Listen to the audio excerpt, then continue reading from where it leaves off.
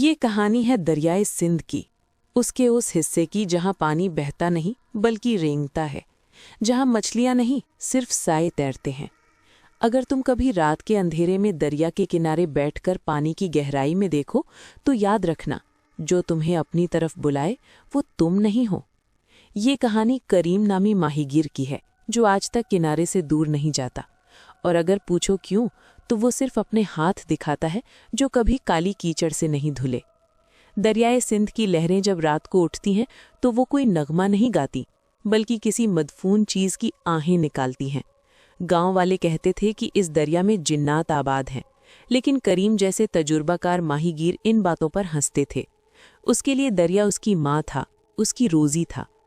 کریم نے اپنی زندگی کے 50 سال اس دریا کے سینے پر گزارے تھے۔ اس کی جھریوں بھری پیشانی اور مضبوط بازو اس کی کہانی سناتے تھے۔ اس رات وہ معمول کے مطابق اپنے دوستوں بشیر اور لطیف کے ساتھ دریا کے بیچ میں مچھلیاں پکڑنے نکلا۔ بشیر اس کا بچپن کا ساتھی تھا، ہنسی مذاق کرنے والا، جبکہ لطیف خاموش طبع آدمی تھا جو ہمیشہ ڈوبی نظروں سے دیکھتا تھا۔ تینوں کی کشتیاں آہستہ آہستہ گہرے پانی میں جا رہی تھیں۔ چاندنی رات تھی، پانی پر چاند کی روشنی ٹکووں میں بکھری ہوئی تھی۔ کریم نے اپنا جال دریا میں پھینکا اور سگریٹ سلگا لی۔ بشیر نے مذاق کیا، اوئے کریم، آج تو چاندنی رات ہے، کوئی پری نظر آ گئی تو کیا کرے گا؟ کریم ہنس کر بولا، پریاں تیرے بس کی نہیں بشیر، تو پہلے اپنی کشتی سنبھال، کہیں ڈوب نہ جائے۔ لیکن لطیف خاموش تھا، وہ پانی میں گھورتا رہا جیسے کوئی چیز اسے بلا رہی ہو۔ کریم نے اسے ٹوکا، لطیف کیا ہوا؟ لطیف نے بغیر آنکھیں ہٹائے کہا، پانی آج عجیب لگ رہا ہے کریم، کالا۔ کریم نے پانی کی طرف دیکھا، سچ میں چاندنی رات ہونے کے باوجود ان کی کشتیوں کے گرد پانی کالا ہو رہا تھا، گویا کوئی سیاہی نیچے سے ابل رہی ہو۔ اس نے دل ہی دل میں سوچا، شاید مچھلیوں کا جھنڈ ہے، لیکن اس کے دل کی دھڑکن کچھ بے سکون تھی۔ اچانک کریم کا جال کھنچنے لگا، وہ بہت بھاری تھا۔ اس نے زور لگایا تو بشیر چلایا، کمال ہے، آج تو کوئی مچھلی رانی پھنس گئی۔ کریم نے پوری طاقت سے جال کھینچا، لیکن جب جال پانی سے باہر آیا تو اس میں کوئی مچھلی نہیں تھی۔ نہیں، اس میں تھی تو صرف کالی کیچڑ، گندی، بدبودار، ایسی کیچڑ جیسے کسی کھلی قبر سے نکالی گئی ہو۔ بدبو اتنی تیز تھی کہ کریم کا دم گھٹنے لگا۔ وہ گھبرا کر پیچھے ہٹا۔ یہ کیا ہے؟ اسی لمحے دریا کی سطح ہلنے لگی، پانی میں عجیب سی لہر دوڑی اور پھر پانی سے ایک بھیانک سفید ہاتھ نکلا۔ یہ کوئی انسانی ہاتھ نہیں تھا، وہ بہت لمبا، پتلا اور اس کی انگلیاں مڑی ہوئی تھیں جیسے کسی مردہ درخت کی جڑیں ہوں۔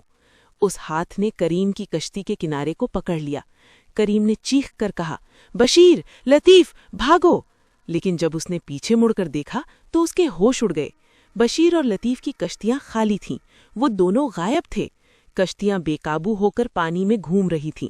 کریم نے پکارا، بشیر، لطیف، کہاں ہو تم؟ صرف دریا کی گونج نے جواب دیا۔ پھر دوسرا ہاتھ نکلا، پھر تیسرا، چوتھا۔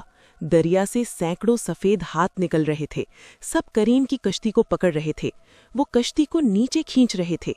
کریم نے چپو اٹھایا اور ان ہاتھوں پر مارنا شروع کر دیا۔ وہ ٹوٹ رہے تھے لیکن فوراً نئے ہاتھ بن رہے تھے۔ پانی میں گھڑیال کی طرح کچھ گھوم رہا تھا۔ کریم کی کشتی آدھی پانی میں دھس چکی تھی۔ وہ چیخ رہا تھا، مجھے چھوڑ دو، میں نے کیا کیا؟ اس کی نظر دریا کے اس پار ایک شخص پر پڑی۔ وہ شخص کنارے پر کھڑا تھا، ہاتھ باندھے اسے دیکھ رہا تھا۔ چاندنی رات میں کریم نے اسے پہچان لیا، وہ لطیف تھا۔ لطیف تو کشتی میں تھا، وہ کنارے پر کیسے؟ لیکن جیسے ہی کریم نے دھیان سے دیکھا، وہ شخص مسکرایا۔ وہ مسکراہٹ وہ لطیف کی نہیں تھی، وہ مسکراہٹ کسی ایسی چیز کی تھی جو انسان کے اندر چھپی ہو۔ پھر وہ شخص دریا میں غائب ہو گیا، گویا کبھی تھا ہی نہیں۔ اب کریم کو سمجھ آ گیا، یہ لطیف نہیں تھا، یہ کوئی اور تھا، کوئی چیز جو لطیف کے اندر رہتی تھی اور آج اس نے ان سب کو دریا کی طرف کھینچ لایا تھا۔ اصل شک بشیر پر تھا کیونکہ وہ ہنسی مذاق کر رہا تھا، لیکن اصل خطرہ لطیف خاموش تھا۔ ہاتھ اب کشتی کو گھسیٹ رہے تھے۔ کریم نے آخری حربہ استعمال کیا۔ اس نے اپنا چاقو نکالا اور اپنی ہی کشتی میں سوراخ کر دیا تاکہ پانی اندر آئے اور کشتی جلدی ڈوبے، لیکن وہ خود پانی میں چھلانگ لگا کر تیر کر کنارے تک جا سکے۔ پانی بے حد ٹھنڈا تھا، جیسے موت کا لمس ہو۔ جب وہ پانی میں گرا تو اسے لگا جیسے 1000 ہاتھ اس کی ٹانگیں پکڑ رہے ہیں۔ وہ تیر رہا تھا لیکن کوئی چیز اسے نیچے کھینچ رہی تھی۔ اس نے پانی کے اندر جھانک کر دیکھا تو اس کا دل رک گیا۔ پانی کے اندر ایک عورت تھی، لیکن کوئی عام عورت نہیں۔ اس کے بال پانی میں پھیلے ہوئے تھے، اس کا چہرہ سفید اور پھولا ہوا تھا جیسے کئی دنوں سے پانی میں ہو، اور اس کی آنکھوں میں کوئی پتلی نہیں تھی، صرف سفیدی تھی۔ وہ مسکرا رہی تھی اور اس کے منہ سے کالی کیچڑ نکل رہی تھی۔ اس عورت نے کریم کی طرف ہاتھ بڑھایا۔ کریم نے پانی میں لات ماری اور اوپر آیا۔ اسے سانس لینے میں دشواری ہو رہی تھی، اس کی ٹانگیں بے حس ہو چکی تھیں۔ وہ تیرتا ہوا کنارے کی طرف جا رہا تھا، لیکن فاصلہ کم نہیں ہو رہا تھا۔ دریا اسے کھیل کھیل رہا تھا۔ پھر دور سے آذان فجر کی آواز آئی، اللہ اکبر، اللہ اکبر۔ جیسے ہی آذان کی آواز پہنچی، کریم کو محسوس ہوا کہ اس کی ٹانگیں پکڑنے والے ہاتھ ڈھیلے ہو گئے۔ پانی میں کھلبلی مچی، جیسے کوئی چیز پانی کے اندر سے بھاگ رہی ہو۔ وہ سفید ہاتھ، وہ عورت، سب کچھ پانی میں غائب ہوتا جا رہا تھا۔ کریم نے آخری طاقت سے تیر کر کنارے چھو لیا۔ وہ کیچڑ میں اوندھے منہ گر گیا۔ اس کا جسم کانپ رہا تھا، اس کی سانسیں پھول رہی تھیں۔ اس نے منہ اٹھا کر دیکھا تو سامنے صاف نیلا آسمان تھا، اور دریا معمول کی طرح بہہ رہا تھا، جیسے کچھ ہوا ہی نہ تھا۔ لیکن بشیر اور لطیف نہیں تھے۔ 2 دن بعد گاؤں والوں نے دریا کے کنارے 2 خالی کشتیاں پائیں۔ دونوں کشتیاں کالی کیچڑ سے اٹی پڑی تھیں۔ بشیر اور لطیف کا کوئی نشان نہ تھا۔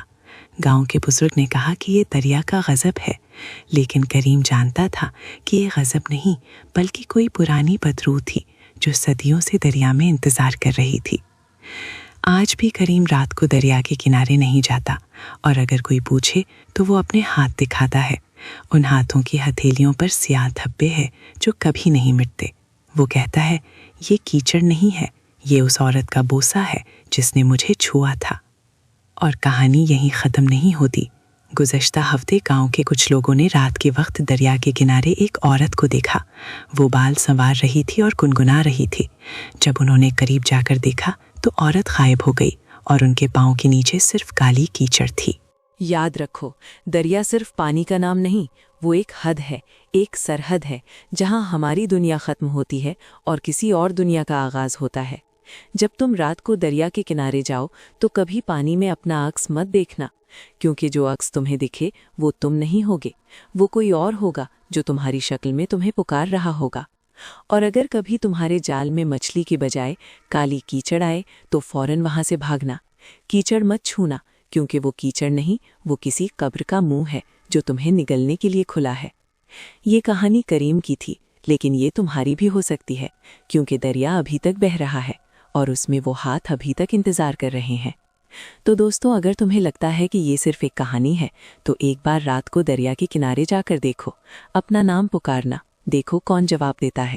لیکن خبردار، اگر تمہیں جواب میں صرف پانی کی لہریں سنائی دی تو سمجھ لینا کہ کوئی تمہاری طرف آ رہا ہے۔ کرسڈ وسپرز پر آج کی کہانی کالی کیچڑ کا راز ختم ہوئی۔ اگر تمہارے گاؤں یا شہر میں بھی کوئی دریا، تالاب یا کنواں ہے جس کے بارے میں لوگ ڈرتے ہیں تو اس کی کہانی ہمیں کامنٹس میں ضرور بتانا، کیونکہ ہر پانی کی سطح کے نیچے کوئی نہ کوئی راز چھپا ہوتا ہے۔ اگلی کہانی میں تمہیں ایک ایسے آئینے کے بارے میں سناؤں گا جو تمہاری روح کو قید کر لیتا ہے۔ تب تک کے لیے اپنے پانی کو صاف رکھو اور رات کو دریا سے دور رہو۔ الوداع۔